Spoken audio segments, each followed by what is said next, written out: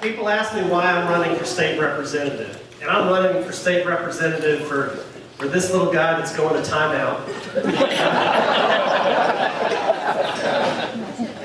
and for my other son. I have a 2-year-old son, Jonathan. And for your children, and for your grandchildren, and for the kids in schools here, for your neighbors, the people that we've seen growing up here. I'm running because I want all of us to have the same values and prosperity and opportunity and growing up here in the Hill Country as I did when I grew up here, as my mom did when she grew up here. But I tell you, I am worried about that future. I am worried about what that is going to look like for the next generation. And that's why I have offered myself in service, because I'm going to Austin to get the job done. I'm going to Austin to fight for what's important for the Hill Country, what's important for Kerrville, what's important to Kerr County, to make sure that we can always remain a prosperous Christian community that values family, that values hard work, that values small business, that values the principles that have made our state great and have made our nation great. That is why I'm running for state representative, and that's what I see as so important in this race, in this election that's coming up on May 27th. So let me tell you what I'm going to do as state representative. As state representative, I will protect our water. You know, there's a saying of water everywhere, not a drop to drink. Well, we used to have water everywhere, and now we don't have a drop to drink. And it is scary. It is scary. Folks' wells are going dry. People are worried about being able to stay in their homes. And we don't know what the future is going to look like.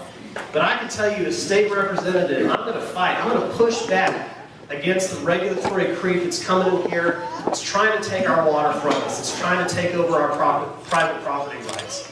We need to push back against the intrusions from the Environmental Protection Agency, but also sometimes from our state government with things that they have done that don't respect that our land is our natural resources, is our water.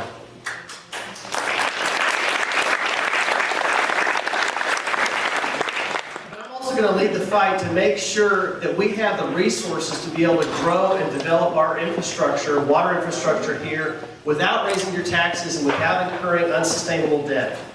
That right now the state is funding the state's state water plant.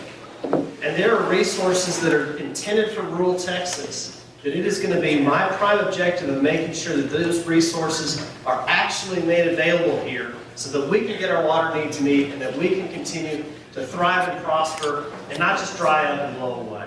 I'm going to fight for that. I'm going to fight for small business. I'm going to fight for our local economy. I'm the business candidate in this race, and I'm going to fight to protect the small businesses that form the backbone of our economy, that put food on the table for thousands of families, that employ us, that provide this as a prosperous community, not just for where we can work, but also where we can enjoy the services that allow us to live here and enjoy to live here. I'm going to do that by not raising your taxes. I'm also going to do that. We don't have a revenue problem in Texas, we have a spending problem. Government already gets enough of our money, and we just need to make sure that we spend that in a better way and not just look to the taxpayers as an endless source of revenue.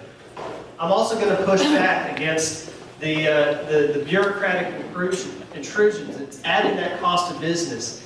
Adding that cost to build a house or to run your business without returning any kind of value or any kind of profit. Government needs to leave us alone. You know as well as I know that you succeed not because of what government does for you, but because of what we can keep government from doing to you.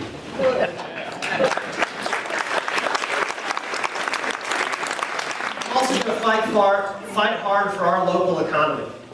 You know, while we're promoting small businesses, while we're growing our job base here, while we're adding to our local economy, we have to recognize that 6 out of the top 10 employers in Kerr County are governmental entities. That's a fact. And so it is critically important to me, and I think it's critically important that we continue to elect our state representative from Kerrville, because that is one of the main factors that will help our economy by ensuring that we keep the state hospital open, and that we continue to support the mission of the VA hospital, not just because of the services they provide here, but literally because of thousands of jobs that they provide for in this community. And it's not just a benefit to Kerr County. I mean, we are the local economy driver for all of the counties in this district. So keeping our state representative elected from here is critically important to keeping our economy strong. You know, one of the other goals I want to say is addressing our workforce needs. We have great rural public education, and if we can untie the hands of our local school districts, give real local control, then I think we have a better shot of having our schools graduate students with real-world skills, ready to enter the workforce, ready to go to work for you, and with the skills that you need in order to grow your business and keep your business prosperous. I'll tell you, one of my goals as state representative is to do what I call an honors vocational diploma, where a student graduating on the vocational track can graduate not just with a diploma, but also with an entry-level certificate that's industry recognized in a trade or field that makes them immediately marketable. We have the infrastructure trade school after they graduate. We can do that, and when they graduate, they'll be ready to go to work for you with the skills that you need on day one. I'm going to fight to stand and protect for the biblical and conservative principles that we hold dear in this community. I am the only endorsed pro-life candidate in this race. To me,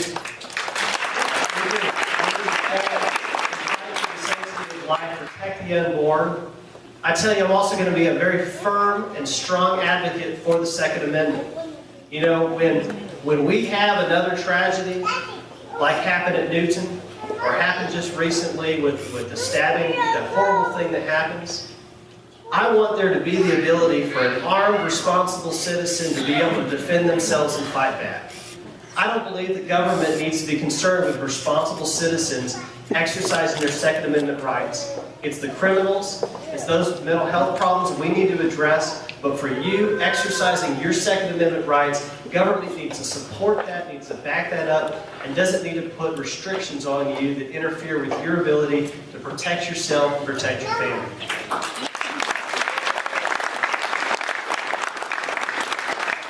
One of the last things I want to mention that I'm going to fight for is I'm going to fight to secure the border. And I know we hear a lot of talk about this, but it's time we got the job done. You know, to me, it's not a federal issue, it's a state issue, it's a law enforcement issue.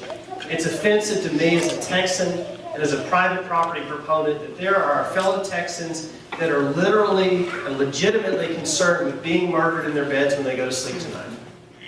Texas needs to lead the fight. I'm going to lead the fight to put the resources on the ground to get the job done, because I can tell you firsthand from being the prosecutor in this community that the drugs in our schools and the crime in our community is a direct result of our failure to secure the border. The crime, the drugs, the cartel coming over from Mexico, coming out I-35, and it's spreading out from there. It's affecting us, it's hurting us in this community, and it's time to step up and lead. I'm going to lead the fight to get that.